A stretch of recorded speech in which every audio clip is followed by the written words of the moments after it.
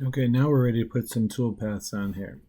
So I've switched to the manufacturing area here, and we're just going to do a setup. And so here I'll specify my stock size.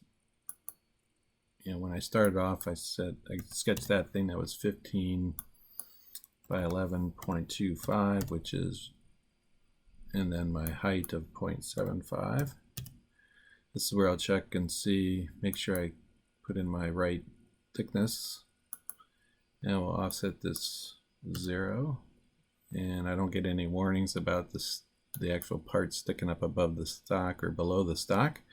So it looks like we're pretty darn close there to the top, which is good. So I'll just leave the XYZ right here on the top surface. I'll be using the top surface to do all my zeroing for my tools, and that looks pretty good.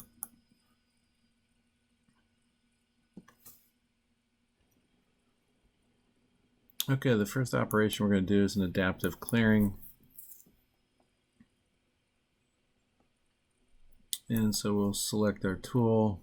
I have my Shapeoko library here. I'm going to use a 1/4 inch flat.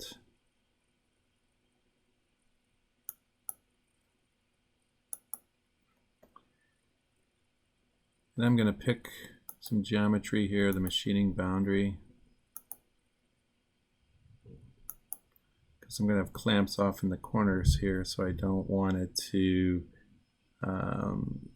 cut all this geometry out at this point. I usually like to do a little offset here, and then I'm going to tell it, don't machine all the way through to the bottom, leave a little bit there that'll come off and contour later, something like that, and we'll let it compute this. Okay, so here you can see the adaptive toolpaths that were generated for this operation.